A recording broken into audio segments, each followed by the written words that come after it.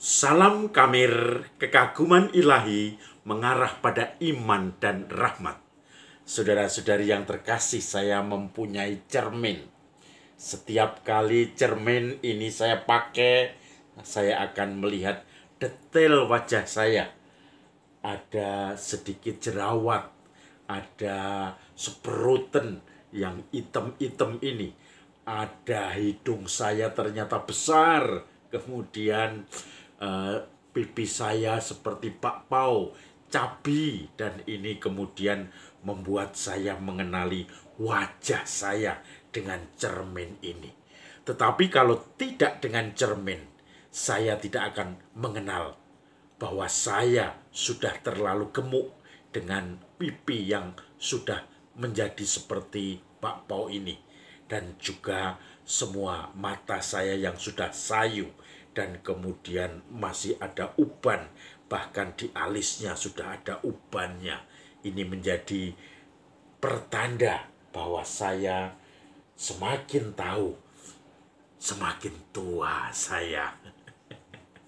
Cermin. Saudara-saudari yang terkasih, hari ini kita bersama gereja memperingati pesta atau perayaan peringatan wajib dari Marta, Maria, dan Lazarus. Mereka bersaudara, baku saudara. Marta dan Maria, dan adiknya yang paling kecil adalah Lazarus. Kita tahu Lazarus adalah yang sudah pernah dibangkitkan dari mati oleh Yesus. Karena Yesus diberi kabar bahwa Lazarus sakit keras, Yesus tidak mau datang, menunggu 4 hari setelah Lazarus dimakamkan. Dan Lazarus akhirnya bangkit dari kubur. Tetapi Injil hari ini berfokus kepada Marta dan Maria. Marta dan Maria mendapat kunjungan Yesus. Kemudian Maria mendengarkan apa yang dibicarakan Yesus. Selalu duduk di dekat Yesus, menatap wajah Yesus untuk mencoba menggali ajaran-ajarannya. Sementara Marta sibuk dengan pelayanan, melayani Yesus dengan mempersiapkan makanan, minuman, snack, menyiapkan semuanya, bersih-bersih, dan pokoknya supaya layak untuk menerima tamu. Lalu Marta minta kepada Yesus, "Tuhan, tolong Maria saudari saya itu diberitahu.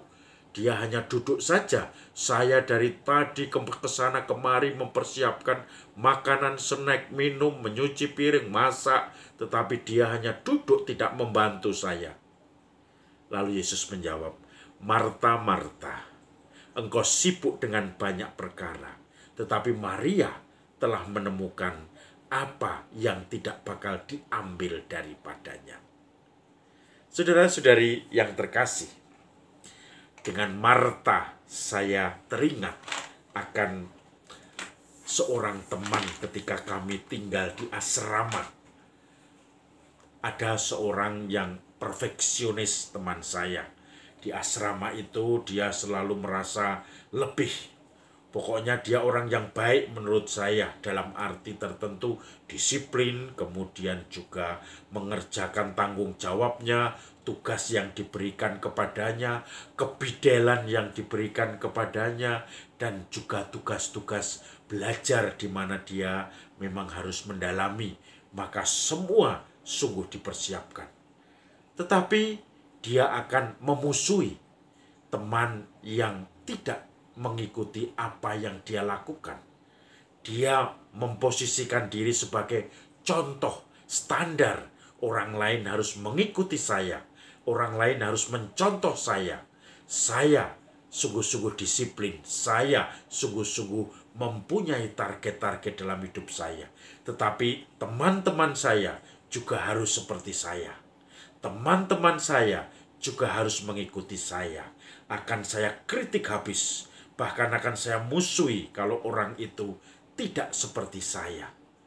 Nah, saudara-saudari yang terkasih, suatu usaha kesempurnaan, tetapi menuntut orang lain juga seperti saya, ini menjadi suatu monster yang membahayakan. Karena orang itu nanti tidak akan pernah bercermin. Orang itu tidak akan pernah melihat siapa dirinya. Orang itu tidak akan melihat, hanya menuntut.